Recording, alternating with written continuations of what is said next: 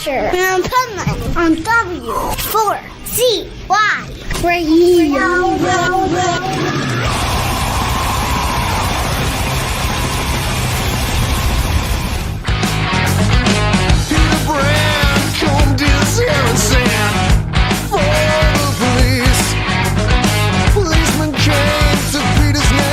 This is the Pipe Man here on the Adventures Pipe Man W4CY Radio, and I'm very excited. Why? Because Greystone Canyon, they're back. They're back, and I really dig what we're going to talk about. There's a couple new songs I really dig, but let's bring on Darren onto the show. How are you? Thanks very much for having me. I'm very well. As we discussed before we just started, it's my birthday today, but honored to be here on the show and talking about something that I'm very passionate about, which is music. I think I have something here in my toolbox that is so, you just made me think that's so appropriate for a situation if I still have it. And I'm going to find it at some point. I may play it if I find it. But I'm going to say happy birthday. And I have to say, okay, the newest single I know about is the Thin Lizzy one, but I also went and listened to another one that wasn't in what was sent to me, and I thought that was badass too, because I absolutely love UFO. Oh, and, fantastic. Oh my God, that was so killer, the UFO song. Okay, so everybody knows they have a new album coming out, but there are some covers on there that are really cool. There's original music too, but you know, there's some cool covers. I can't wait I didn't get to hear it yet. I can't wait to hear the Immigrant song. Oh yeah, okay, great. That's one of my favorite Zeppelin songs. But I do have to say, the minute I turned on Suicide, I was like, how the hell does he sound so much like Phil? Oh, well, that's a huge compliment. That if I give you a little backstory to this album, like this is our third album, and as you pointed out, there are cover tunes and new original songs. Each of the band members chose a cover song that we thought kind of fitted the DNA of Greystone Canyon and that we could do a reasonable job on. The other reason that we did covers and originals is we wanted to try recording this album live. So all in the one room, no click tracks, no studio trickery, just looking at one another, amps cranked up, real drums. And we weren't sure sonically how the album would turn out. So rather than risk all of our new original songs on something that could have gone the other way, we decided to mix some covers up, and it would be maybe a low stakes affair, something like Metallica's Garage Days or Van Halen's Dive It Down. It's so funny you said that, because the minute you started talking about it, I'm like thinking, listen, Metallica still does covers. Yeah, and those cover albums that they do, you know, I really enjoy those. It's kind of, you can hear that the band's having fun, and that's really what we wanted. Like the previous two albums for us, they've done well. They sound great, but the last one, it was such a laborious task to bring it together. And it wasn't, you know, like the end result was great, we're happy with, but it wasn't exactly a walk in the park to do it. So we thought we'd try and change it up. And that's what we've done here. And really, I know your listeners are the ones that'll be the judge, but for us, it was a blast. And we think you can feel that when you hear it, that we're having fun. See, that's so important in my opinion, because first of all, if you're not having fun, how am I having fun? Okay. Second of all, like, I'm just going to be blunt. This industry sucks. So, like, the most fun part is the making and playing music. If that's not fun, it's the wrong industry to be in. Yeah, and you know, music and business have always been at odds with one another. They're strange bedfellows. So just take the business right out of it, make it about music, have fun, and hopefully that comes across. You know, hopefully, You know, like it's like when you're at a party, if you're the guy that's smiling and laughing, like people want to gravitate towards that. They're like, you know, I want to be a part of that. If you're moping in the corner and, you know, people are like, oh, I'm not going near that dude, he's a Debbie Downer. No doubt. That's you know, that's how we approach this. And you know, I think even sonically, it's turned out great. What we may not have in perfection and precision, we've made up within passion and attitude. So, like, you know, like that's so important. Yeah, like the 70s records, the 70s and 80s records that we really love. That's how most of those records were made. You know, just all the guys in the one room playing off the floor, not using tons of overdubs. Just keep it natural and like, you know, a band having fun. Well, that's funny because one of the things I thought of in my mind before doing the interview of why I wanted to bring up was, you mean some humans are in a room playing music together? What a concept. Oh my God. Crazy, right? Who thought of that? And it's so strange to me, even when I'm saying these things out aloud, is it's kind of everything that we grew up on. That's how it was done. But along the way, everything changed, you know, and I don't know, things definitely became more sterile. And also with no budgets to make music anymore, like you said, you know, the industry, it sucks. Well, you may as well not chase that carrot because there is no budget to make Welcome to My Nightmare or a Pink Floyd The Wall. There's no budget to do that anymore. So you might as well go the other route and kind of strip it down and just make a really good organic record. And I think when you're all in a room, the music sounds different because when you're doing it in different places, you're not connected to have that cohesive sound, you know, and you're not feeding off of each other. And there's something to be said about real, like talking about Zeppelin, like Achilles' Last Stand. Everybody thinks that was just a great Robert Plant screaming voice when really he was screaming agony and pain from the car accident, you know? But it turns out to be like one of the best screams ever. Yeah, what a fantastic song. And I mean, right? I don't know if you or your listeners are, you know, speaking of Zeppelin and the way they made records, there's Rick Beato, who is just an endless knowledge of music production theory, et cetera, et cetera. You know, he got all the bottom tracks, and like you can't quantize those drums. If you start putting that kind of music to a click, it takes the human feel out. It takes the whole vibe and journey of these songs away. And nowadays people are making records and, you know, the drums aren't done on the same day as the guitar, or, you know, everyone's done their own parts in a home studio somewhere else. They're not even closely. And how are you getting into it? Like as a musician, like if you're playing by yourself, how are you getting into it? Like, yes, it's still fun to play, but there's something to be said. It's no different than if I listen to a song and they cut everything out except one instrument or just the vocals. It's not the same. Yeah.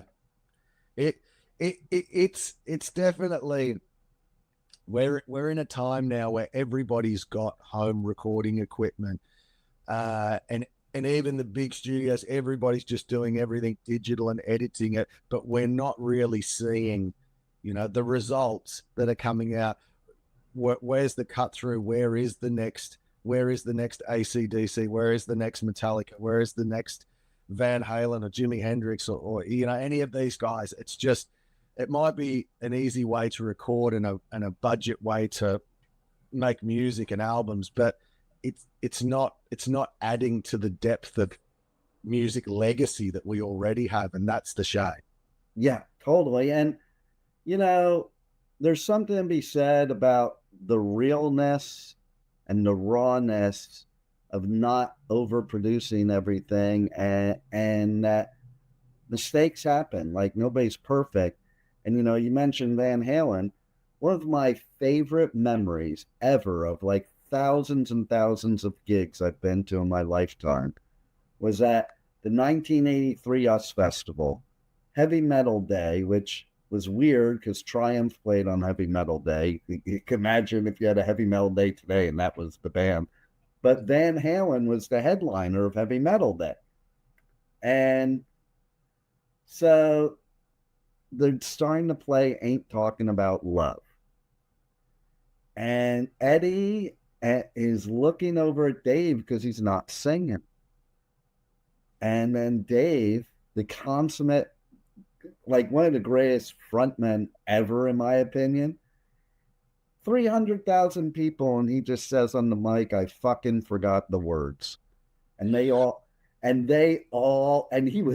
even joking either, but the whole place roared like the best thing ever happened. It was the biggest applause of the whole day, because he forgot the words. And then it was even better, typical Diamond Dave, there was one person in the crowd that heckled him. And he turned to that one person and he pointed at him and he goes, I'm gonna fuck your girlfriend. Oh yeah, that's famous. Right? And how cool is that compared to today? Today, if a band fucks up, it's usually because the band are trying to play along to backing tracks. Right? They mess the arrangement up, and now the vocals are out of sync with the music. You can't just pick that up. It's kind of like, talk about a vibe killer. Like if a singer just forgets some words and you go, hey, fuck it, yeah, we're all in the moment together, 2, 3, 4, we go again. But when it's all synced, the whole show's, like backing tracks and synced lights. Yeah. Well, like Hetfield says at live shows, he goes, come on, guys, sing it with me, talking to the audience, because sometimes I forget the words. Yeah. And you got to give it to someone like James. Like he's playing really long shows. They're touring, the amount of dates that a band like that does. Oh my God. When we talk about vocalists who, maybe need backing tapes to fulfill touring commitments, there's so many shows and the voice just only lasts so long. That is a different discussion. But yeah, hat off to James for that. That would be a Herculean task. Right. And now you take the other side of it. There's bands today that cancel shows because their laptop isn't working. Yeah, I remember that. Yeah, that's I mean, there's some really great Instagram memes that go around of people that play with setups like that, and they've all got the in-ears. So when someone comes to see their rehearsal, you can only hear drums. There's everything else is just going through in-ears. It's like, man, you've just sucked the life out of everything here. It's yeah. Totally. Our motto was, especially going into this album, was everything needs to be moving air, and at the same time that the guitars, the bass, the drums, the vocals, it's all got to be pushing air, real air in the same room. Just put some microphones well placed and capture the sound of this room. That's totally. That's the way it should be. It's like even doing stuff like this, okay? There are times that I'll tell my engineer if he's editing an interview or something, I'm like, don't take the ums out because, if it's too polished, it's not really interesting to people. It's been doctored and it's fake, and in a world full of fake shit, we wanted to believe that sports and music was some of the last truly real anything can happen. But then that business starts to get their claws into that, so maybe they want the band to do more dates than they're capable of, so they've got to use backing tracks, or for whatever reason, or just that they suck, I don't know. And games in sports are corrupted to get people to throw games. I mean, we need something real, right? We got to have something that's just human. And here's what I love. Okay, do you know the band Bad Flower? No, I don't. All right, so check them out because they're really good. But they do a lot of festivals here in the U.S. And one of the festivals one time, the singer, he had laryngitis. So he still came out and performed, he plays guitar, so he was playing guitar, but he told the audience, I have laryngitis, I'm not allowed to sing, can all of you sing for me? And they did their whole set, didn't cancel anything, and I think it was one of the best gigs they ever had, because the whole place was singing every song. It was badass. And I mean, that stuff happens, right? Like in unlike sports, where if it's a team sport, you might have an injury and you can bring in a replacement because it's part of the team. But music doesn't really have that, No. It's even the theater, I guess, has understudies for maybe the main roles. But, in music, because you're paying not just to hear the performance, always you'd see a tribute band, you're paying to see the person. Yeah.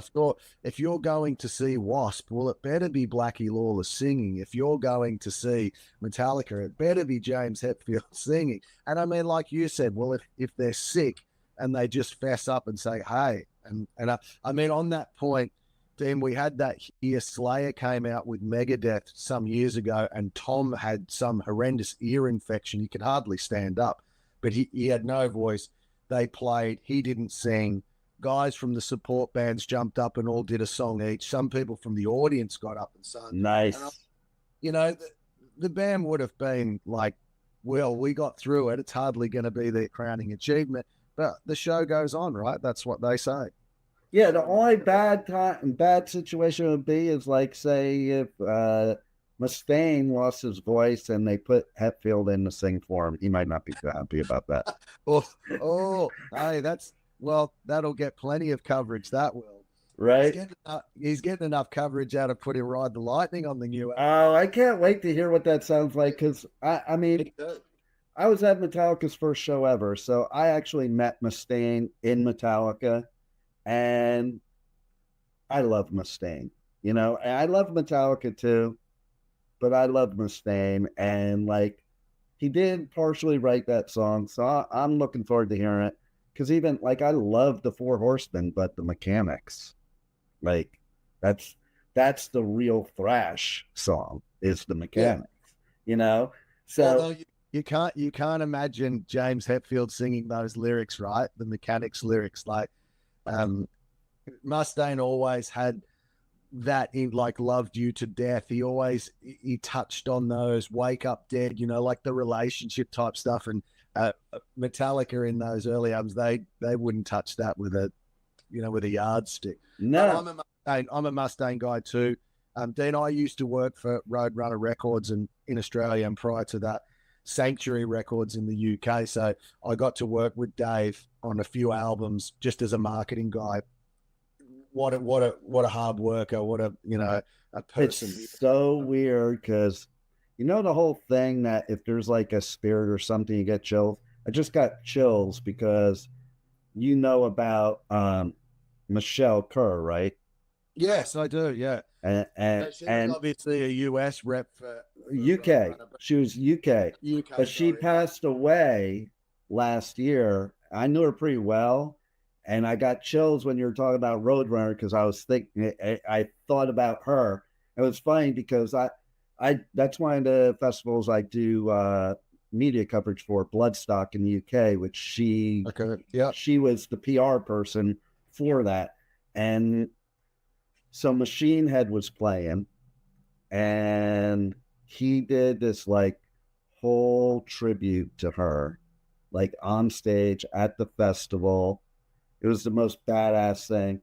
I walked up to him like a month later at another festival in the US, and I was just like, what was it? Louder Than Life, I think. And I just walked up to him, and I was like, hey, I just wanted to say that was a pretty badass thing he did, dedicating to Michelle, and shook his hand and walked away, because it was so cool, So it's so funny. It's like Roadrunner Records is everywhere. Yeah, like I mean, weren't they just they were really the brand for metal music, and they were maybe the bigger of the independents. If you were on Roadrunner, when they come out with Merciful Fate, Annihilator, and then that whole first wave of death metal, I think the early Obituary Records, were Roadrunner, and then the whole 90s thing with Fear Factory, Machine Head, Sepultura, yada, yada, yada. Slipknot. Yeah, oh, well, that's another story. I only met Michelle the once when she came out for Soundwave out here in Australia, and I was still working for Roadrunner, and she was out here looking after Machine Head. Yeah, you know, it was funny. You'll love this. He was saying that she was this is his, this is his exact words, a badass bitch. And she could drink any guy under the table. He said there were a few times I'm like, no, Michelle, I got to tap out. I'm done. You got me. It's a tough industry to be in, full stop, but it's a tougher industry for a woman, for sure. And for her to make that mark on the world that she made, because there isn't anybody you can talk to in this industry that doesn't know her. It's kind, and she was very helpful to me too. Like, I came over and I was covering Bloodstock, and I met her for the first time a few years back, and she was hooking me up with interviews with bands and stuff, like helping me out, and like, it's just amazing, you know. And there's so many amazing people that were from Roadrunner, so it's very cool to learn that you were at Roadrunner too. Yeah. Well, it's 6 degrees of separation, or maybe in the music industry only 1 degree. Right. Yeah. Totally. So yeah, you have the new album, Something Borrowed, Something New. Are we getting married? It's going to be released worldwide December 5th on Rockshots Records, who, I gotta say, that record label, there's so many bands I interview from that record label, so who knows, maybe they're this decade's version of Roadrunner. Roberta, who runs Rockshots, you know, he's I think the Roadrunner business model is something he looks up to, like, from its heyday anyway. And something that Roberto always says that's very different to a lot of other labels is he's not interested in signing a band that's been around for 25 years on other labels. It's an easy sell. He wants to find new bands. So, and he's, you know, I think his label only started maybe 8 years ago, and our new album's going to be the 236th release or something like that. I only know that because of the catalog number. CD 236.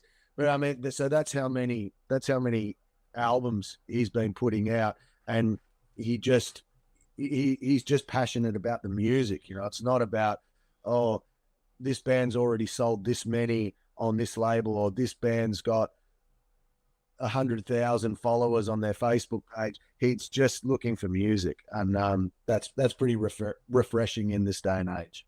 Oh, I love that, because I was managing an artist a while back, and I had a connection with Sony Records, and their first question wasn't, you know, send me the music. It was, how many Instagram followers does she have? Yeah, they didn't even know what she sounded like yet. Yeah, like, that's so ridiculous to me. Yeah, I'm sorry, but I mean that is the business side over the music side, because they're just looking for an easy sell. If you know an artist already has cultivated 100,000 fans or 50,000 fans, whatever the case may be, exactly, there's an audience there for them to sell to. They don't have to go out there and market hard to win over every fan. And really, that's the art side, you know, that's the music side of business, is that creating the art that's going to resonate with people. So, you know, look, Rockshots have been great to us. This is album number 3. Nice. Something borrowed, something new. Like you said, that we thought that fitted well with its part covers, its part originals. The something borrowed. I love it. It's such a brilliant name. And the album cover has a small boy sitting with some big old headphones on in front of a stereo with a stack of vinyl, you know, and that's how I grew up, where you weren't tied to a computer. You were just, you know, in the moment, losing yourself in the music. So we tried to everything about this record, the way we recorded it, the format with the covers and the originals, the artwork, we just tried to tie the whole thing together into this very honest vision of where we're at right now. I love it because, you know, I do see the picture of the cover, which is behind me here. And I remember, like, so I lived in LA during the 80s scene. Okay. Like, I grew up in Jersey and my dad moved me to LA in 1980. What a time to move to LA. So I was like, at the start of it all. Okay. And you mentioned Blackie. Like, I remember so clearly going to a show on Halloween in, I think it was 81 or 82. And it was Wasp, Armored Saint, and this band Headshaker, who they never survived. But like, I'm still close friends with Armored Saint to this day. I used to be good friends with Chris Holmes from Wasp, and we used to go to the mall together. And, you know, I used to go to this record store in the Valley called Oz Records. I tell this story quite often nowadays because it seems to come up, and this is appropriate with what you're saying. It's like, and I had a friend that was a record store clerk there, and me and my friends, we would go there, and he would show us these albums of bands, and that's how I discovered most of the bands. Like, he would just say, "Here, you need to listen to this." And unlike today, where you couldn't listen to it first, you had to buy it, spend your hard-earned money buying it, and you listened to it over and over again, no matter what. And I used to sit on the balcony with my headphones on, look at all the artwork, read the lyrics, all that stuff. And, you know, it makes a difference. And like that show I was talking about with Wasp, I saw a picture of them in Armored Saint in the magazine and I'm like, oh, gotta go to that show because of the way they looked, you know? Well, that record store clerk also turned out he had a record label. So a lot of the bands that he was showing us were bands he was handling. That was Brian Slagle. Oh, Brian. Okay. Yeah. Like several years back, I saw him at some event that we were both doing. I'm like, you know, you were actually pretty brilliant back then. What a brilliant marketing plan. And he's so humble. He's like, he goes, I was just a record store clerk, you know, and that's really what it was. It was just like the scene. I think that's what kids are missing today. Like, we were like this community, and like with the tape trading, you know? Yeah.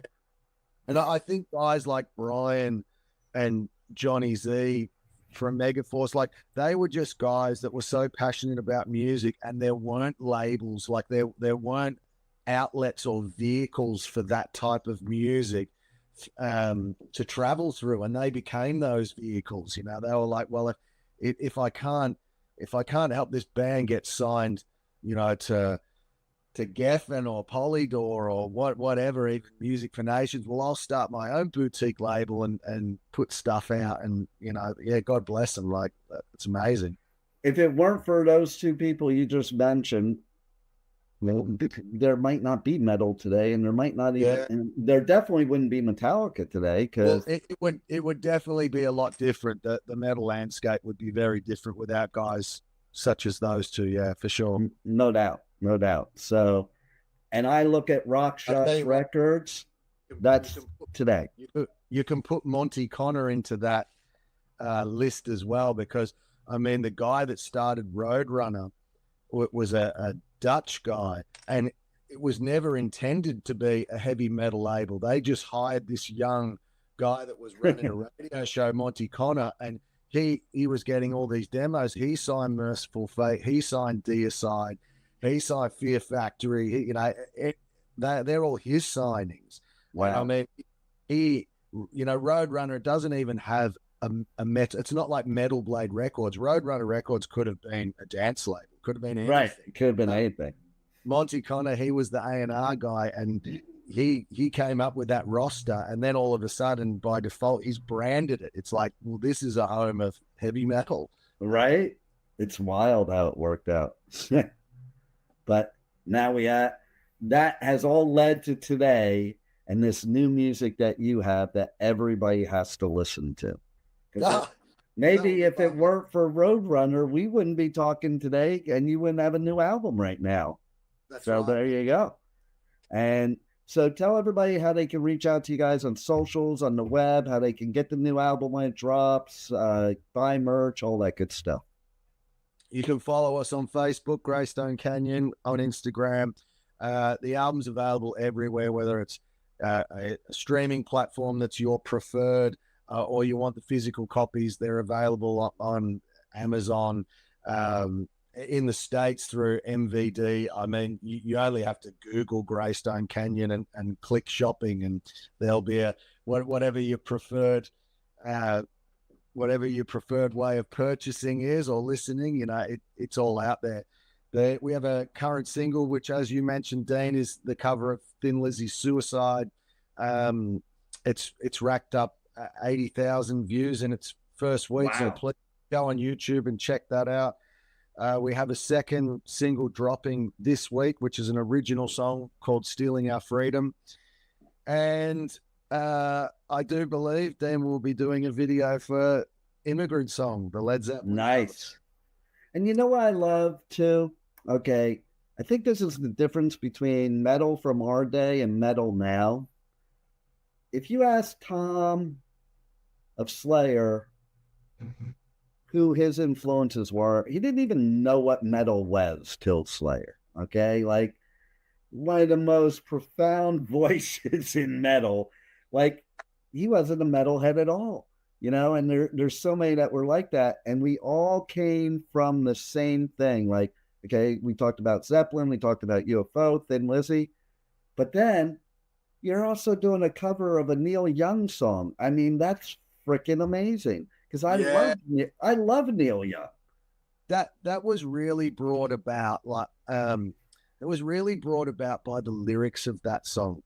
The whole meaning of this album, like I said, the organic way that we approached it, the cover art, the combining covers with original songs to see how they sit side by side, the lyrics to Neil Young's Hey Hey My My Into the Black. So we've done an acoustic version of that, and it's darker. It's Nice. but you know, that was a lot of fun to do, and there is an animated video coming out for that one. So yeah, watch out for that. It is it's an interesting listen for sure, the new album. So I hope people could check it out and you know, enjoy our reinterpretations of these covers and some new Greystone Canyon original songs. Well, and I like the way you put it, the reinterpretation, because I think that, like, even with Metallica, there's so many covers that they do that nobody knows is a cover because they make it their own. And a lot of bands, but it's like, I always laugh because people always come to me and tell me that Nine Inch Nails covered this song by Johnny Cash called Hurt. Yeah, it's the other way around. Yeah, exactly. But that says so much, though, because it says that, you know, Johnny made his own interpretation to where you would think it's an original. You would think it's a Johnny Cash song. When he does it, it doesn't sound like a Nine Inch Nails song. No, absolutely. That was such a clever move, and I think that was Rick Rubin's doing. Yeah, that is a great example, and I mean, you know, that could be said about maybe Marilyn Manson's version of Sweet Dreams. That's it. You know, they took a pop song that was played on the radio and turned it into this really dark industrial, you know, kind of chaotic, morbid song. I would say that covers that we have done, they've remained faithful for the most part. We didn't want to change them too much, and the Neil Young one is probably the one that's, well, it's definitely the one that's the most different to the original. Well, and like I said, you did sound, you know, just like Phil. So I mean, and that brought me right in, right there, because that's the other tough thing when you're doing covers is, you know, it's tough to try to sound like them and do it better because they're the original, or to even do it the same. So I have mad respect for bands like yours that can take a song like that and you still have the familiarity of the song itself. Yeah. The people that played it. Thank you very much. I think most of the time with the vocal, you know, especially when you're doing different covers, it's pointless to try and impersonate people, but you need to put yourself into it, and it needs to sit well, and it needs to sound genuine. And I think you can get those two things, you know, like pretty much on point, the song will come across. And you know, we keep referencing Metallica doing covers. Look at all the different bands from Nick Cave to how about the Beatles? Yeah, like the whole beginning of the Beatles was covers, pretty much. Sure. And people think that was their songs. There's so many Beatles songs that people think it was their song. I mean, cover or original, the publishing matters, but I mean, to the listener, it doesn't really matter as long as it's still a good song. Yeah. You know, if you take someone else's song, I'm not saying you taking it and making it better, but if a good song's a good song, and if you do it justice, it'll still be a good song. There it is. You know, there's a million variables to that, but I think in a nutshell, there it is. So I guess one of my final questions is how do you keep doing this? Like, I always wonder that with artists, like after you've been doing it for so long, like, how do you keep coming up with new material and original music? It's like, I think about that and I'm just in awe of artists that can do that. It's just total inspiration, you know, and inspiration is all around us all the time. I guess the great thing about music now, even though we're saying, you know, the music industry sucks, but we're not looking for the next trend now. Most of the time we're looking backwards and digging into catalogs. So you're just endlessly inspired by maybe something that's been around for 50 years, but you haven't heard it before. So it's just that endless inspiration. It's also, for me personally, a little bit about the continued musical growth. Like I had some music theory lessons a few years ago. I knew music theory, but I wanted to know more. And that creeps into your playing and your writing, and you just you just keep expanding. You know, that's how it is. That's how it is for me. It doesn't mean everything you write's going to be better than the last, but you know, it's like cooking. You might keep reinventing your dish, but your wife might say, "Hey, this is not as good as last night's dish," but it doesn't mean you don't stop trying. You just keep right.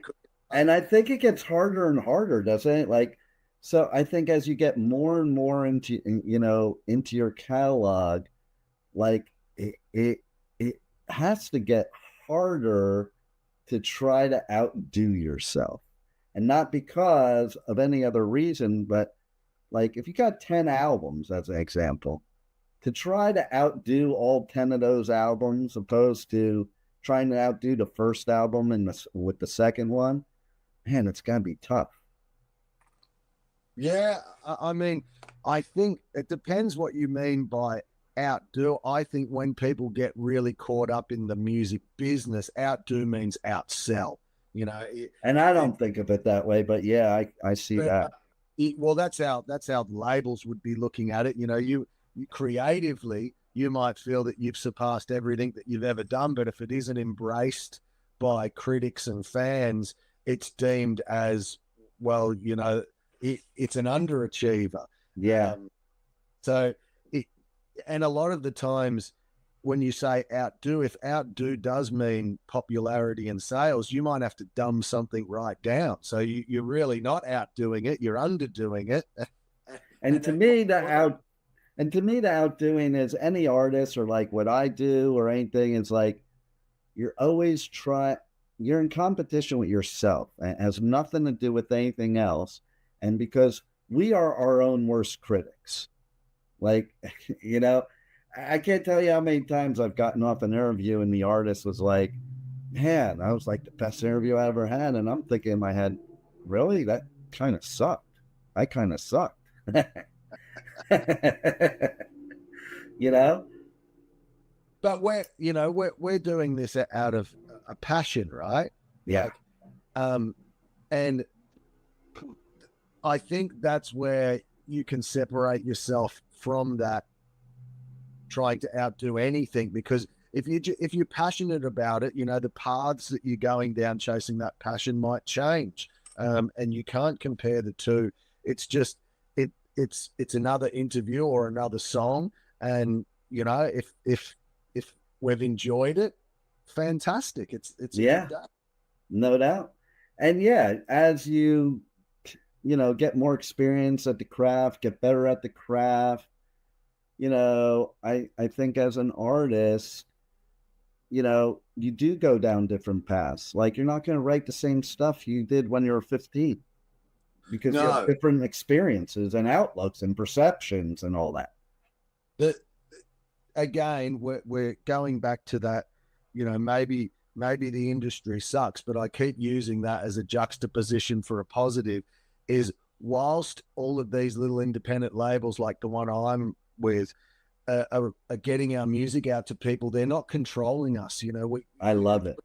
You can put out anything you want. That no one's saying the song's got to be 3 minutes, the song's got to be 110 BPM, the song's can't have an intro that goes longer than 50. You can do whatever. Like, so if we choose to try and write, one song that's maybe a bit instant and a bit of a toe tapper, could be an instant hit or favorite song, or you want to write a 12-minute epic or a whole album of 12-minute epics. No one's telling you can't. I love that. It's controlled. If someone's pouring loads of money, i.e. the label, into a producer to make this record, well, they're going to want to oversee it. That may be difficult for a creative person. I wouldn't know about that, because we're an independent band. We can just do whatever we want. Well, I remember in the 80s on the Sunset Strip sitting backstage with some of those bands and watching the record labels telling them how their music had to be from now on, how they had to dress from now on. And I was like, this is bullshit. I actually left the whole scene because of that, because I was like, I don't want any part of this. So I love hearing about today artists like you and talking about having the freedom, because my whole viewpoint is, let the business people do their business stuff and let the artists do the creative stuff. Absolutely. And look, I'll be honest, in our league, the stakes are fairly low. Like, I mean, if on this album we sell a few thousand copies and the videos get 500,000 views or something, that's a big win for us. But in the grand scheme of things, it's small, but it's important to us to create the best music we can, and their role in it, i.e. the labels, is to get it to as many people as they can. And if we both do our job, it's a win. We don't have to be on top of the world or on top of the mountain. We're just here doing what we love, and it's working. That's the key right there, because at the end of the day, that is the true key to life, is just being happy and passionate about what you do. Because if you spend your whole life hating your job or what you do, what good is it? What good is the money? What good is the success? It's a wasted life. It's, there's no read through on this thing. We're just here on the journey, and you better make every moment count. I was fortunate enough, I'll give you a little story. I was fortunate enough to play guitar on the last Paul Di'Anno tour, who, as you know, is I'm total Team Di'Anno. Killers is one of my favorite albums ever. So I got to do the last Australian tour with Paul Di'Anno. We're playing Killers and Iron Maiden self-titled in its entirety. Man, ever since he was out of Iron Maiden, which is like 1981, he never really made any money, but he never stopped being passionate about music. And he's passed away now, God rest his soul. But it just goes to show, even decades since he'd had the success, going out and playing club shows to people singing along to Running Free and Phantom of the Opera and Rothschild, and he had the biggest grin on his face, and he was in a wheelchair and, you know, in considerable pain most of the time, but his spirit for doing it was just it wasn't I love it at all. I love it. And it's like Ozzy too. Like I knew Ozzy was going to go out after that because like I said for years when Sharon was talking about him retiring, and I'm like, if he stops performing live, he will die because he lives for that. Like he just lived for it. And all you had to do is see the look on his face at that Back to the Beginning. And he went out on his own terms for sure, because that was like probably one of the best times of his life that night. That is so amazing it got to happen too, because I mean, imagine if that had been a couple of weeks later, it wouldn't have happened. I think he purposely stayed alive. He was like, screw you, I'm not going till I do this show. I believe that too. And, you know, watching the footage of him desperately trying to get up out of that chair because oh my god, that was getting to me right there, because I've seen Ozzy every year since 1980. I saw Ozzy with Randy Rhoads, and like I was there.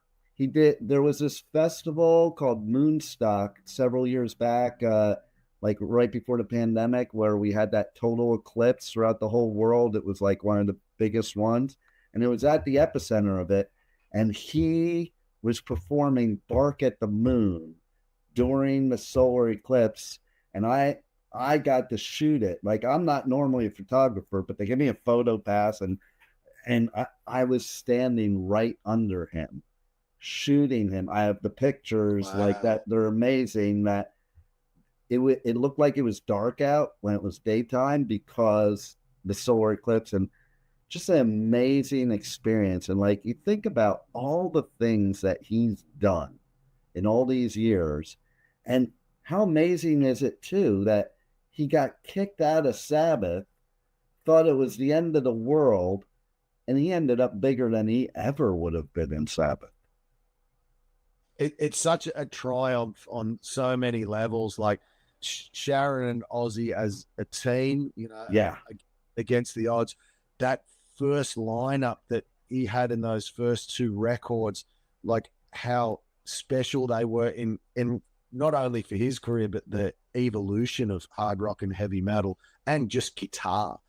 And then that every guitarist that they managed to find was just this, like, it's like, how can you know, you think, oh, there's only one Eddie Van Halen.